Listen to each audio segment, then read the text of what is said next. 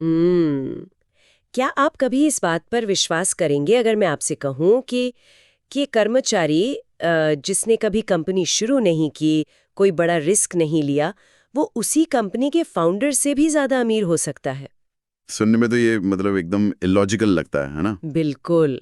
मतलब आम तौर पर जब हम किसी कॉर्पोरेट स्ट्रक्चर की बात करते हैं तो हमारे दिमाग में एक बहुत ही क्लियर पिरामिड होता है। सबसे ऊपर एक विजनरी फाउंडर और बाकी सब उसके लिए काम करने वाले लोग जिन्हें हम हायर्ड हैंड्स कहते हैं। हाँ, वो एम्प्लॉयज जो बस सैलरी के लिए काम करते हैं। राइट। अब आज के समय में बिल गेट्स माइक्रोसॉफ्ट के फाउंडर हैं, ये सबको पता है। लेकिन सबसे चौंकाने वाली बात यह है कि माइक्रोसॉफ्ट का सबसे अमीर व्यक्ति कोई और है, और वो उनका अपना ही एक पुराना कर्मचारी है। ये सच में? तो इस डीप डाइव में आपका स्वागत है। आज हम इसी दिलचस्प उलझन को सुलझाने वाले हैं।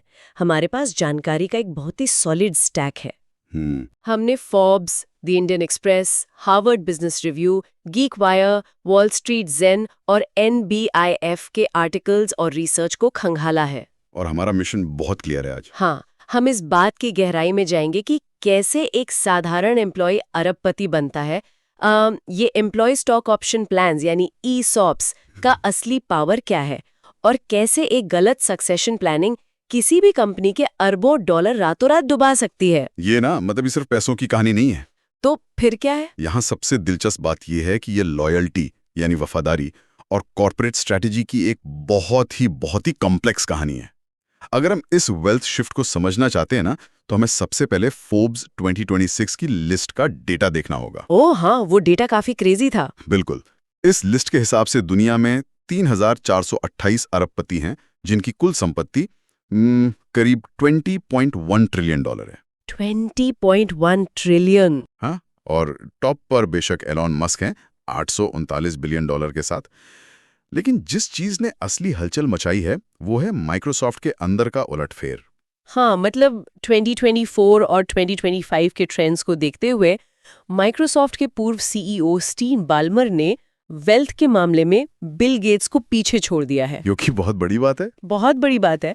फोर्ब्स 2026 और अभी के जो रीसेंट एस्टिमेट्स हैं उसके हिसाब से स्टीव बाल्मर की नेटवर्थ अब $126 बिलियन से लेकर $172 बिलियन के बीच मजबूती से टिकी हुई है। और वहीं दूसरी तरफ बिल गेट्स, जो इतने सालों तक दुनिया के सबसे अमीर इंसान थे, वो खिसक कर 108 बिलियन से $124 बिलियन के बीच आ गए हैं। मतलब एक एम्प्लॉय अपने ही बॉस से आगे निकल गया। टेक्निकली ये सच है, लेकिन ना हमें इसे थोड़ा बड़ी पिक्चर में देखना चाहिए। अच्छा, वो कैसे? इसके पीछे ना दो मेन रीजंस हैं। पहला तो बिल गेट्स और उनकी पूर्व पत्नी मिलिंडा का वो डिसीजन है जहां उन्होंने गेट्स फाउंडेशन को करीब $60 बिलियन दान कर दिए हैं। इसलिए कम नहीं हो रही कि बिजनेस खराब है, बल्कि इसलिए क्योंकि वो उसे जानबूझकर दे रहे हैं। और दूसरा बड़ा रीजन है माइक्रोसॉफ्ट के शेयरों में आया वो AI बूम। बिल्कुल सही। ओपन AI के साथ पार्टनरशिप के बाद शेयरों में 21% का भारी उछाल आया, और यहीं पर बाल्मर की जो संपत्ति है वो रॉकेट की तरह ऊपर गई। लेकिन यार, अगर हम फोर्ब्स ऑस्ट्रेलिया के डेटा को देखें तो ये ट्रेंड सिर्फ बाल्मर तक लिमिटेड नहीं है ना? हाँ, पूरी दुनिया में सिर्फ 26 लोग ऐसे हैं जिन्हें हम हायर्ड हैंड बिलियनियर्स कह सकते हैं। मतलब वो लोग जो ना तो फाउंडर थे और ना ही उन्हें ये पैसा विरासत में मिला। हाँ, उन्होंने बस एक कर्मचारी के तौर पर शुरुआत की।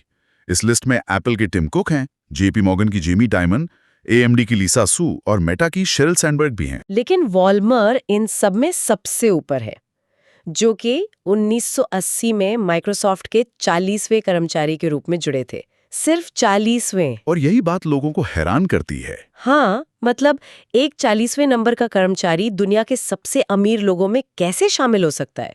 ये सिर्फ सैलरी या बोनस से तो मुमकिन नहीं है ना? बिल्कुल नहीं। और यही एंट्री होती है इस कहानी के सीक्रेट सॉस की। ESOPs। हाँ, एम्प्लॉय स्टॉक ऑप्शन प्लान्स। हम स्टार्टअप्स में ये वर्ड बहुत सुनते हैं, लेकिन ये काम कैसे करता है? अगर हम न्यू ब्रंसविक इनोवेशन फाउंडेशन यानी NBIF के दिशा निर्देशों को देखें तो ESOPs कंपनियों के लिए, खासकर टेक स्टार्टअप्स के लिए, कैश बचाने और बेहतरीन टैलेंट को रोके रखने का एक तरीका है। मैं इसे एक रियल एस्टेट वाली एनालॉजी से समझाना चाहूंगी। हाँ, प्लीज। मान लीजिए ईसॉप एक ऐसे लॉक इन अग्रीमेंट की तरह है जैसे जैसे आपने 1990 में बिल्डर से तय किया कि आप 2020 में एक घर 10 लाख रुपए में ही खरीदेंगे। अब भले ही 2020 में उस घर की मार्केट वैल्यू 10 करोड़ हो जाए, आपको वो 10 लाख में ही मिलेगा। ईसॉप्स में इस तय कीमत को स्ट्राइक प्राइस कहते हैं। ये बहुत ही बढ़िया उदाहरण है। राइट? मतलब अगर माइक्रोसॉफ्ट ने 1980 में बाल्मर को $1 पर शेयर का ऑप्शन दिया, तो आज शेयर $400 का हो जाए, बाल्मर के लिए वो $1 ही रहेगा। बिल्कुल, यही वो टाइम मशीन है जो एक कर्मचारी के लिए वेल्थ क्रिएट करती है। लेकिन NBFI के डेटा के हिसाब से इसमें कुछ शर्तें भी होती हैं, जैसे कि वेस्टिंग पीरियड और क्लिफ्स। हाँ, कंपनियां आपको ये शेयर पहले ही दिन नहीं दे देती। अगर 4 साल का प्लान है तो पहला हिस्सा 1 साल पूरा होने के बाद ही मिलेगा, जिसे क्लिफ कहते हैं। मतलब आपको कंपनी में टिकना पड़ेगा। एग्जैक्टली। ये एम्प्लॉइज में एक ओनरशिप वाली फीलिंग डालने का तरीका है। लेकिन यहाँ एक कैच है, बाल्मर तो 2014 में ही माइक्रोसॉफ्ट के CEO पद से रिटायर हो गए थे। हाँ, वो रिटायर हो गए थे। तो फिर उन्होंने 2014 में अपने शेयर बेचे क्यों नहीं? नॉर्मली लोग रिटायरमेंट के बाद अपना पैसा निकालकर डाइवर्सिफाई कर लेते हैं। और पता है, यही इस पूरी कहानी का सबसे थ्रिलिंग पार्ट है। अच्छा। गीक वायर के एक बहुत ही इंटरेस्टिंग पॉडकास्ट इंटरव्यू में बाल्मर ने खुद बताया था कि 2015 या 2016 के आसपास वो सच में अपने सारे शेयर्स पूरी तरह से बेचने वाले थे। Wait, really? उन्होंने ऐसा क्यों सोचा? क्योंकि वो इमोशनली बहुत हर्ट थे।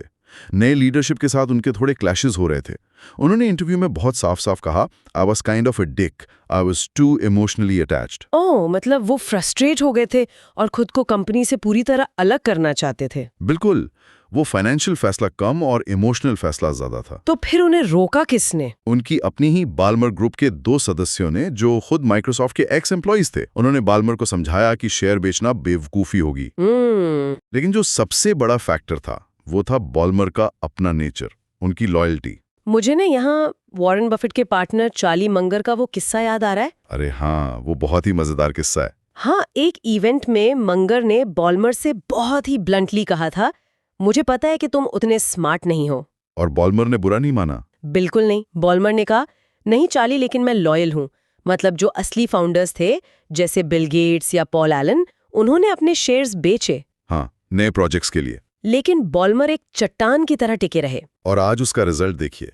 वॉल स्ट्रीट जेन के डेटा के हिसाब से बाल्मर आज माइक्रोसॉफ्ट के सबसे बड़े इंडिविजुअल शेयर होल्डर हैं। सबसे बड़े? हाँ, उनके पास 333 मिलियन शेयर्स हैं, जो कंपनी का करीब 4.49% है। वाओ, ये सिर्फ इन्वेस्टमेंट नहीं है, ये एक कंपनी पर अंधे भरोसे का नतीजा है।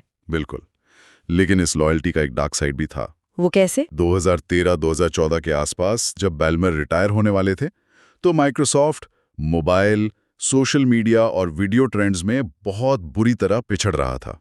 HBR के एनालिसिस के मुताबिक, हार्वर्ड बिजनेस रिव्यू वाला। हाँ, उनके मुताबिक उस वक्त माइक्रोसॉफ्ट के बोर्ड के पास कोई बैकअप प्लान यानी कोई सक्सेशन प्लानिंग थी ही नहीं। वेट, इतनी बड़ी कंपनी और अगला CEO कौन होगा ये किसी को नहीं पता था। किसी को नहीं। और घबराहट में बोर्ड ने बाहर टैलेंट ढूंढना शुरू किया। 100 से ज्यादा बाहरी उम्मीदवारों के इंटरव्यू हुए। 100 से ज्यादा? हाँ, फोर्ड के एलन मुलाली सबसे फेवरेट थे, लेकिन एंड में बात नहीं बनी। फिर उन्होंने क्या किया? हार कर उन्होंने अपने ही घर में देखा और 21 साल पुराने इनसाइडर सत्या नडेला को CEO बनाया, जो कि माइक्रोसॉफ्ट की किस्मत का सबसे बड़ा टर्निंग पॉइंट साबित हुआ। बिल्कुल।